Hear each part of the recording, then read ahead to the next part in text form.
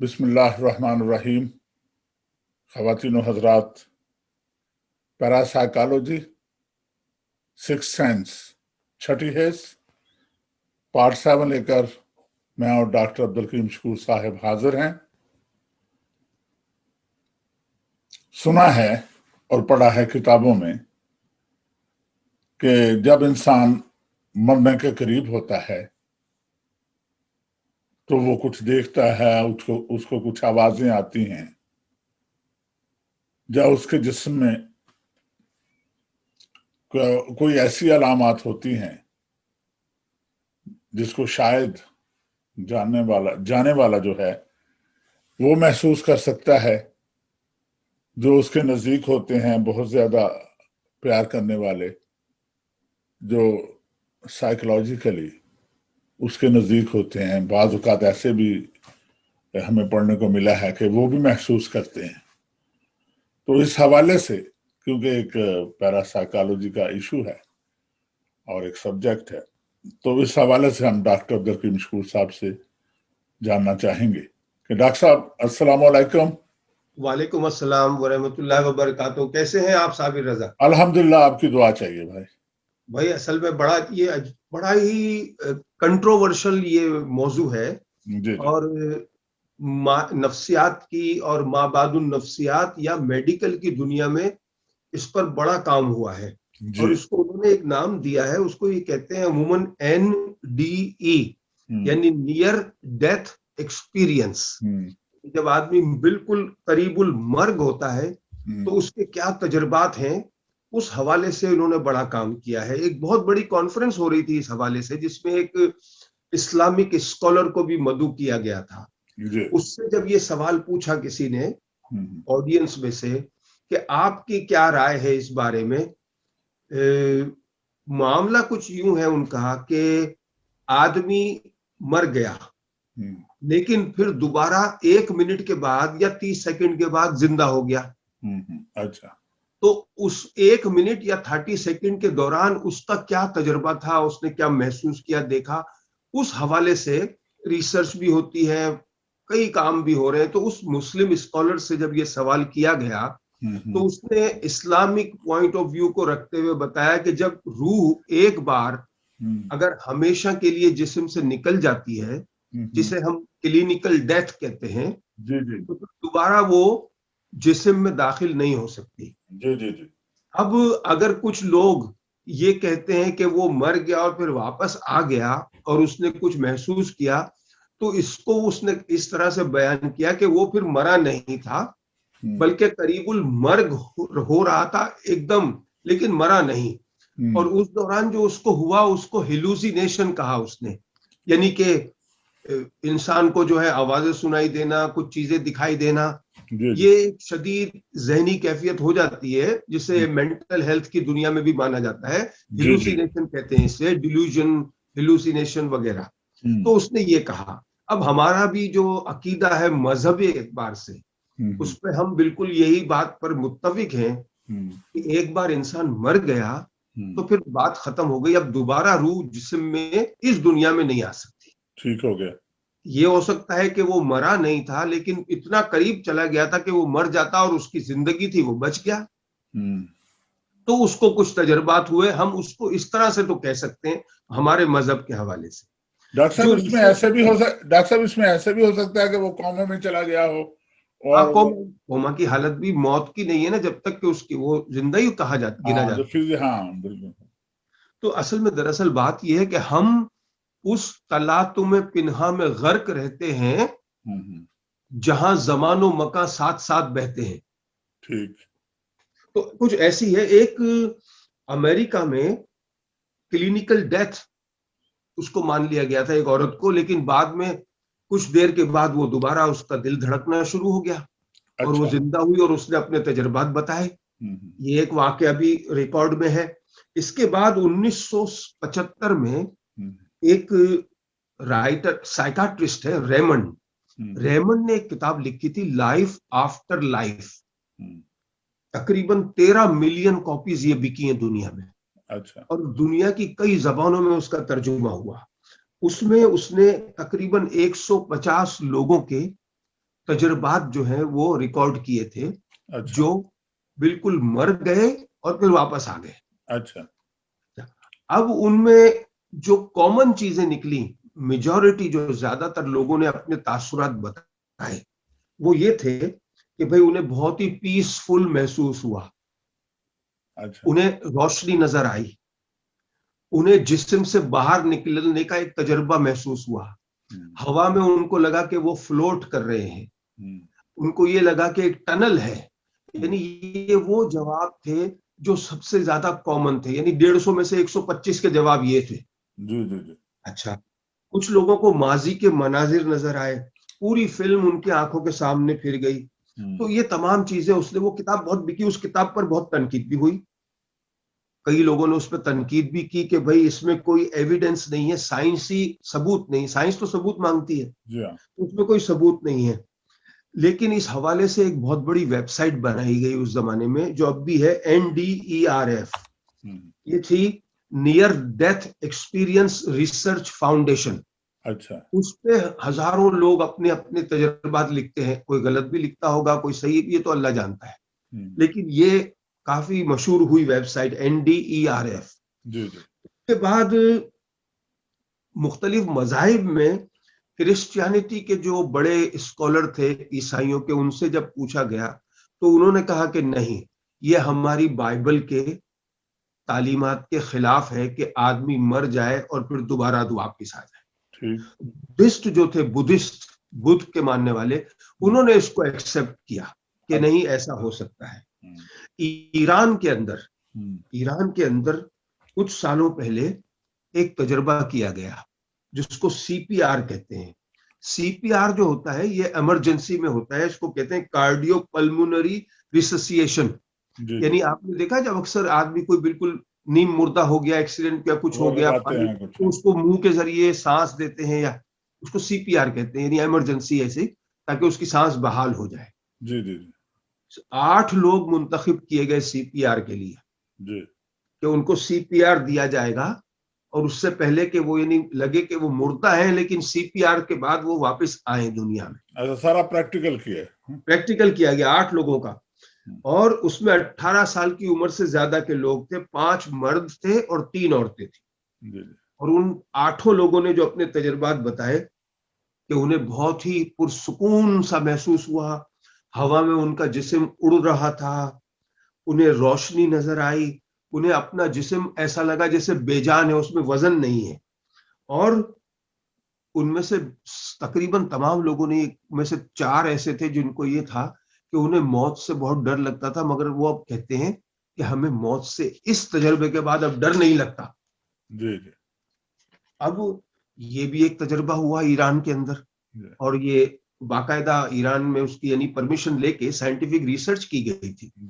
तो ये near death experience में ये है कि इस वक्त एक ऑस्ट्रेलिया की नर्स थी जिसने एक किताब भी लिखी, उसके वो एक जिस हॉस्पिटल में थी, वहां वो मरीज आते थे जो करीबुल मर्ग हो जाए, यानी जिनके बाद डॉक्टर ने जवाब दे दिया है। जी जी जी। उसने वहां बहुत सारी औरतें जो थी उनसे ये बातचीत की थी जो करीबुल मर्ग थी, कि आपको अपनी जिंदगी में सबसे ज्यादा अफसोस किस बात का हुआ। तो आप मर रहे हो, मर जाओगे, तो आप अगर ये सोचो कि मुझे अफसोस, तो बहुत सारे लोगों ने जो जवाब दिए, उसने कोई 8 जवाब कॉमन निकाले थे, जिसमें एक जवाब जो सबसे ज्यादा कॉमन था वो ये था कि काश मैंने अपनी जिंदगी अपनी मर्जी के मुताबिक गुजारी होती। अच्छा अच्छा अच्छा। ये रिग्रेट था, यानी ये अफसोस रहा मरने वाले को, ज्यादातर मरने वाले। दूसरा जो सबसे ज्यादा अफसोस रहा वो ये था कि काश मैं अपने दोस्तों और रिश्तेदारों से ताल्लुकात बनाए रखता। तो ऐसे तजर्बे ये भी हुए। फिर बर्तानिया में मेरा ख्याल है या हॉलीवुड में 2 फिल्में भी इस हवाले से बनी थी। एक थी घोस्ट। घोस्ट फिल्म में तो बताया था कि उसको दुश्मनी में मार दिया, फिर उसकी रूह निकल गई और उसकी रूह ने उसको ये सब किया, जो कि हमारे मजहब में तो हम नहीं मानते इसको। हाँ, लेकिन हॉलीवुड में ये काफी फिल्में बनी हैं अकॉर्डिंग टू दिस। और एक फिल्म बनी थी जूलिया रॉबर्ट की थी गालिबन, फ्लैट लाइनर। अच्छा। फ्लैट लाइनर ये होता है कि जब आपको मरीज जब अस्पताल में होता है तो वो एक स्क्रीन नजर आती है ना, हमें कंप्यूटर जैसी, हाँ जिसपे वो जिग जैग लाइन जा रही होती है, जी हाँ, यानी ये हार्ट अभी बीट जिंदा है। और ये, लेकिन जैसे ही वो लाइन सीधी हो जाती है ना, फ्लैट, हाँ वो मुर्दा मुर्दा हो जाते हैं।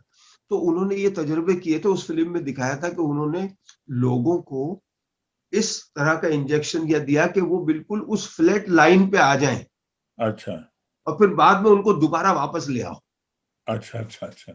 तो जितनी देर वो फ्लैट लाइन में रहे, 30 सेकेंड, उन्होंने क्या देखा, अच्छा अच्छा क्या उन्होंने महसूस किया, उसकी रिकॉर्डिंग अच्छा अच्छा।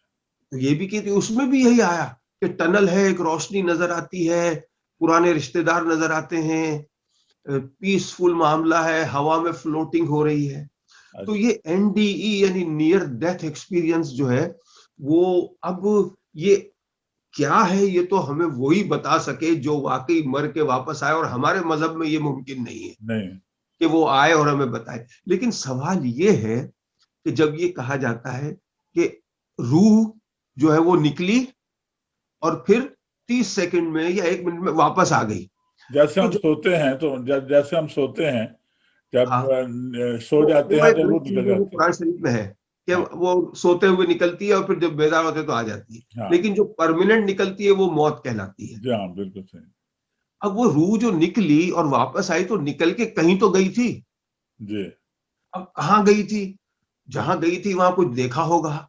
जी जी। तो ये वो तजर्बात होते हैं।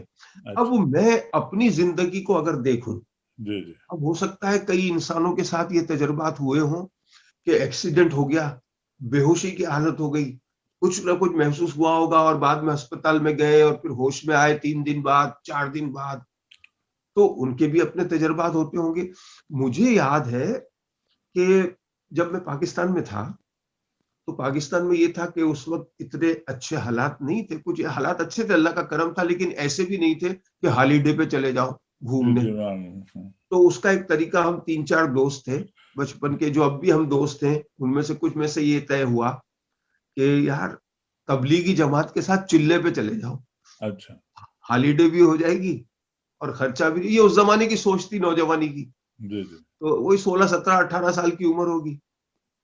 तो हमने 4-5 लड़कों का ग्रुप मस्जिद में गए, मौलवी साहब से बात की जो तबलीगी जमात के थे कि जी हमें चिल्ले पे ले चले। हम्म माँ बाप ने इजाजत दे दी है, और जी सामान बांधा और मस्जिद वालों के साथ ट्रेन में बैठे, खर्चा भी नहीं था, हम्म। मस्जिद में ही रहना है, वहीं खाना पीना है। जी जी जी। तो रायविंड पहुंच गए।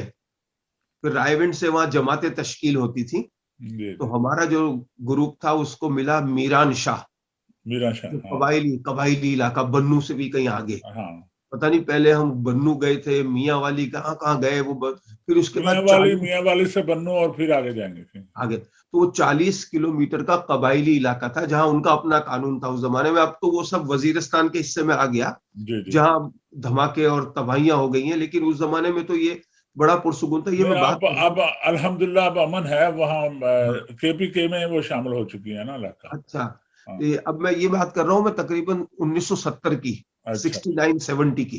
जी जी। तो इतने सालों पुरानी बात है। तो हम रायविंड पहुंचे तो भी मीरान शाह, तो वो 40 किलोमीटर पहाड़ी के ऊपर चढ़ के बस में हम वहां हम्म पहुंच गए मीरान शाह। हमारा इस्तकबाल हुआ, हम्म। मस्जिद में हमारी रिहाइश का इंतजाम हो गया। जी जी। बड़ी मस्जिद थी और वहां रजमक की पहाड़ी थी, बर्फ गिर रही है, और अंग्रेजों के जमाने की तोप लगी हुई थी वहां। हम्म। और पठान, मेहमान नवाजी की इंतहा, जी हाँ। खाना थाल में आता था, जी बैठ गए हैं, बत्ती बुझा दी गई है जब खाना खाया जा रहा है, और ताकि हमको नजर ना आए कि मेजबान भूखा बैठा हुआ है। अच्छा। और जब हमने खा लिया और जो बच गया तो फिर मैं वो मेजबान ने खाना है। ये अच्छा। हाल था मेहमान नवाजी का। माशा। अच्छा, खैर वहां पर ये था कि बाथरूम वगैरह तो थे नहीं झेल, हम्म। लोटा हाथ में लेके पहाड़ पे जाइए, आप जंगल जाए, हाँ। जंगल जाए। अब रात का वक्त था, 10 बजे, और जाहिर है 2-3 दोस्त, हमने कहा यार चल भाई होके आते हैं पहाड़ से, लोटा लेके। अब तो पहाड़ पे ये था कि जरा ऊपर यूं जाके फिर नीचे उतरना होता था, तो वो पहाड़ पे हाथ रख रख के चल रहा है। अच्छा अब वो भी चल रहे होंगे, मैं भी चला, और मैं एक से थोड़ी देर में मैं पहाड़ से नीचे गिरा। अच्छा। वजह ये हुई कि मेरे हाथ पे, सीधा हाथ, ये उल्टे हाथ पे गालिब, हाँ, उल्टे हाथ पे निशान है अभी तक। या तो सांप होगा या बिच्छू था या क्या था, उसने काटा। अच्छा। और जैसे ही काटा, ये हाथ जरा सा नीला हुआ आप और शौक मैं में हो। और मैं नीचे। और हम्म। जब मैं नीचे गया तो उसके बाद वही उठा के मुझे लाए होंगे, और बाद में मुझे बताया गया जब मैं जो होश आया हम्म। कि भाई तुम बेहोश थे, तुम्हारा जो है वो कुछ सही नहीं था, बदन ठंडा ठंडा सा लग रहा था। और अच्छा। ये जो यहाँ पर इनका जो हकीम था वहां मीरान शाह में, हम्म। मोहल्ले का जो तबीब होता है, हम्म। उसने पता नहीं कुछ तरीके से ये चूसा इसको और निकाला, फिर पट्टियां शट्टियां बांधी, और फिर अब तुम उठे हो तो अब ये तुमको असली घी का प्याला पिलाएगा। अच्छा। अब वो प्याला बड़ी मुश्किल से पिया मैंने, प्योर घी जो होता है गर्मा गर्म। और उसके बाद 2-3 दिन तो मैं ऐसे ही रहा, और फिर सब ठीक हो गया। तो उसने बताया कि ये सांप ने काटा था तुमको, बहुत जहरीले सांप होते हैं, उसने काट लिया था। जी हाँ। लेकिन अब उस दौरान जब काटा और उसके बाद जब मैं आया, तो मेरी शख्सियत में काफी तब्दीली आ गई साबिर रजा।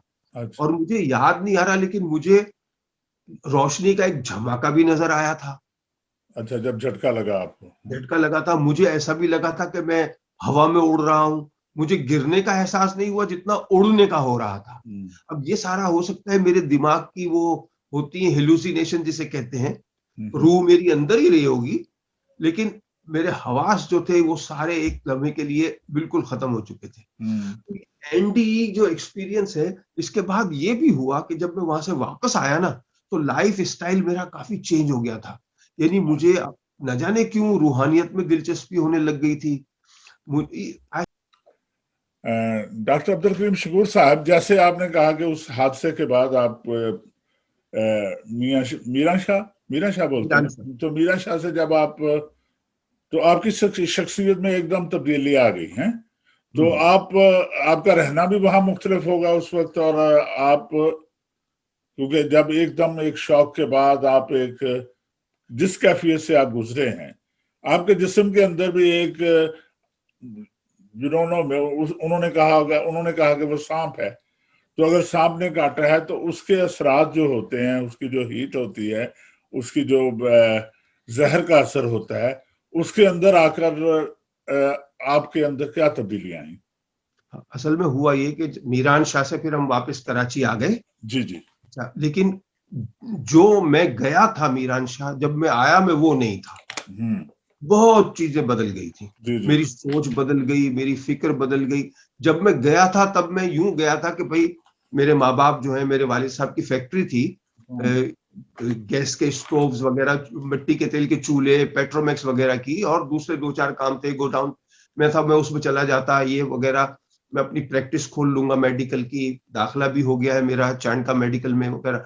मगर जब मैं आया तो मैं बिल्कुल चेंज हो गया था। मैं पढ़ाई तो मैं करता रहा, लेकिन इसके अलावा जो था ना, एक ये जो कारोबारी जहन था वो तो खत्म हो गया। जी जी। फिर एक ऐसा जहन आ गया जिसको जुस्तजू रहती है, जी हाँ। तलाश रहती है। वो तलाश में फिर मैं दोबारा, फिर मैंने सोचा कहाँ जाऊं। फिर मैं मुख्तलिफ मज़ारों पे गया। तो पूरे पाकिस्तान के तकरीबन मैंने शायद ही कोई मज़ार छोड़ा होगा साबिर रजा। ठीक। इसके बाद हिंदुस्तान गया मैं, हिंदुस्तान के मज़ारों पे गया। हिंदुस्तान में जूनागढ़ में गिरनार का एक पहाड़ है, 3000 सीढ़ियां चढ़ के, वहां एक मज़ार पे गया मैं। जी जी। मैं कई कल्ट में गया, जो हिंदुओं के कल्ट हैं। रहीश महेश योगी है, उसके बाद आपका ये रजनीश है। इस हर जगह में, यानी मैंने कोई जगह नहीं छोड़ी होगी। इसके मैं कनाडा चला गया, सुकून नहीं रहा, मतलब बेचैनी, कुछ कोई तलाश जैसे होती है, कुछ कमी है। तो फिर जब मैं वापस आया कनाडा से, फिर मेरी मुलाकात जो है रईस अमरोही से हुई, जब मैंने उनका कॉलम पढ़ा अखबार में, जी जी। माँ बादुल नफ्सियात के हवाले से। और मैंने कहा ये तो मेरे पड़ोस में है, एक ही जी। गली के अंदर घर है। तो फिर मैं वहां गया, फिर वहां से उन्होंने मुझे कुछ रास्ते दिखाए। फिर उसके बाद एहराम मिस्र, फिर उसके बाद ये AK बरोही साहब, जो बड़े बैरिस्टर थे पाकिस्तान के, उनके साथ इमाम बरी का मजार, और फिर एहराम मिस्र और वो फिरौन का मकबरा। फिर ये सारी चीजें शुरू हुई। मगर आज भी अगर सही पूछें तो तलाश खत्म नहीं हुई है। अब चूंकि एक उम्र का वो हिस्सा आ गया कि अब मजीद भागा दौड़ियां नहीं हो सकती जी इतनी, बिल्कुल ठीक। दूसरे मुल्कों में और शहरों में नहीं जाया जा सकता। लेकिन दिमाग जो है उस वो तो थका नहीं है, जी वो चलता जा रहा है। जिस्म थक गया होगा, जी। तो वो अभी तक ये तलाश जो है वो तो जारी है, और पता नहीं कब तक जारी रहेगी। ख़वातीन और हज़रात, फिर मिलते हैं। दुआ की दरख्वास्त। अल्लाह हाफिज। अल्लाह हाफिज।